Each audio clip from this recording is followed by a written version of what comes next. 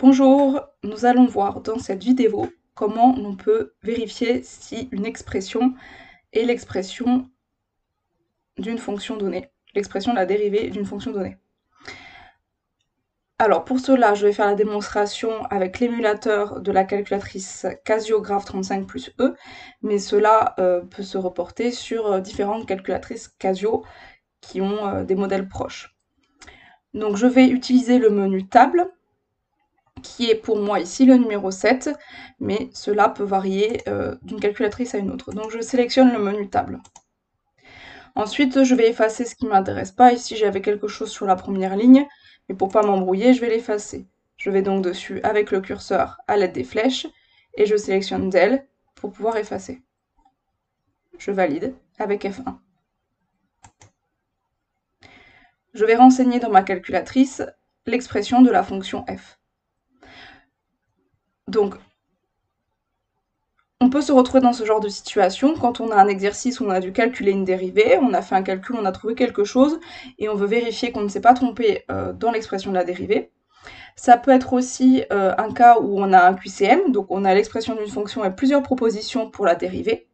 Si on a le droit d'utiliser la calculatrice, alors plutôt que de faire le calcul de la dérivée, on peut aller tester chacune des expressions pour choisir celle qui peut donner, celle qui donne l'expression de la dérivée, une expression de la dérivée.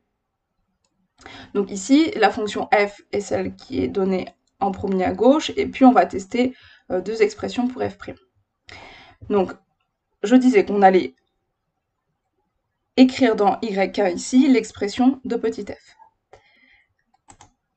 Je crée le quotient, et pour faire les x, je me rappelle que dans les fonctions, on utilise la touche spécifique, qui est celle xθt. Pour faire le carré, j'utilise la touche qui a pour effet de faire le carré.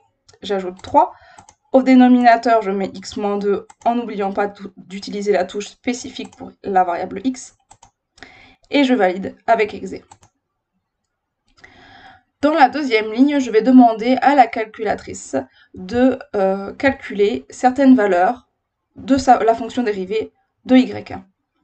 Alors, il faut savoir que ce type de modèle de calculatrice ne va pas donner directement une expression de la fonction dérivée.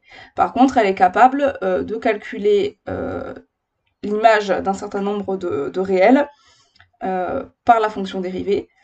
Et c'est donc ça que nous allons utiliser ici pour vérifier, pour tester les deux expressions à gauche qui sont les candidates pour une expression de la dérivée de f.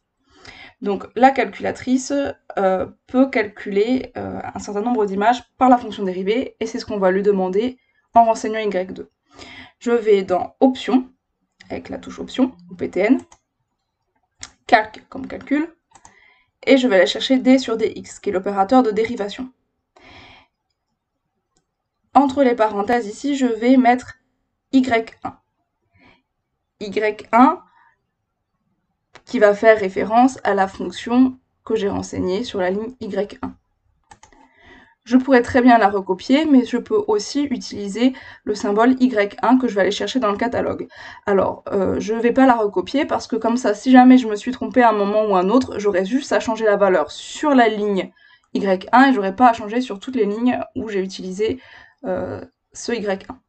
Donc, je vais aller chercher dans le catalogue de la calculatrice, qui est accessible avec la touche 4. Ici, on voit catalogue.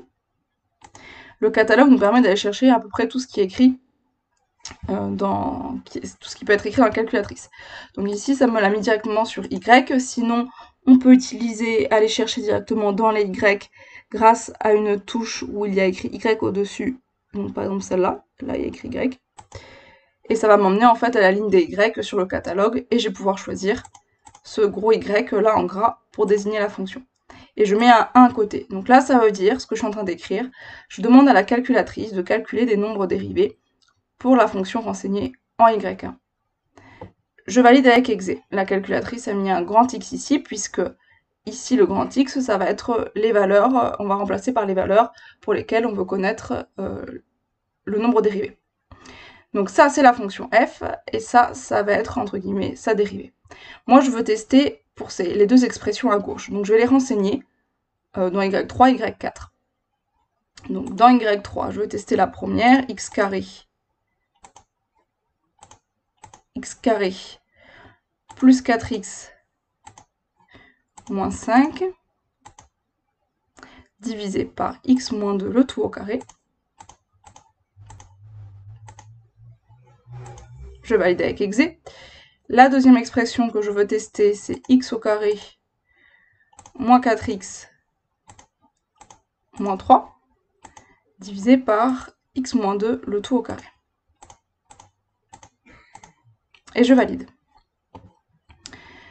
Donc, je vais demander à la calculatrice de calculer pour un certain nombre de valeurs de la variable x les images par ces 4 fonctions.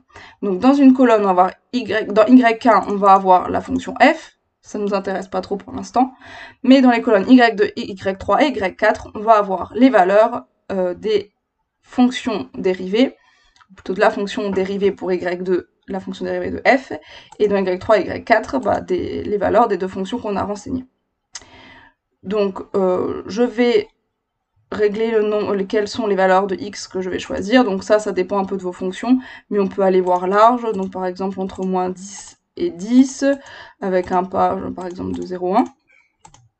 Je mets exé, et ensuite je fais afficher le tableau de valeurs, ici, table avec F6. Donc là, qu'est-ce qu'on remarque? On a les valeurs de x, on a y1, donc ça, c'est sûr, c'est les valeurs que prend la dérivée, c'est la calculatrice qui l'a calculé, on lui fait confiance. Et dans y2, y3, c'est les propositions qu'on fait.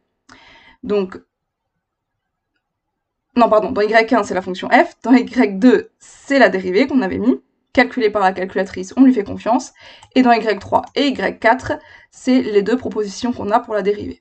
Donc si on ne se souvient plus très bien de ce qu'on a mis dans y1, y2, y3, y4, ça peut valoir le coup de l'écrire sur un papier à côté. Donc ici, en fait, on va remarquer que y2, qui est donc la fonction dérivée, n'est pas la même colonne qu'y3. On n'a pas les mêmes valeurs. Donc ça veut dire déjà que y3, l'expression donnée dans y3, n'est pas celle de la dérivée. Par contre, on remarque que dans y4, les deux colonnes semblent les mêmes. Donc ça nous permet de supposer que l'expression qu'on a rentrée dans y4 est bien une expression de la dérivée de f. Puisque ici, c'est les valeurs obtenues directement par la calculatrice pour les nombres dérivés de f, et ici, c'est celles que nous avons proposées, et cela semble être les mêmes. Donc, on va pouvoir conclure qu'une expression de la dérivée de f serait la deuxième qui était proposée. Ce n'est qu'une vérification, mais comme cela est le cas sur de nombreuses valeurs, c'est une vérification qui est fiable.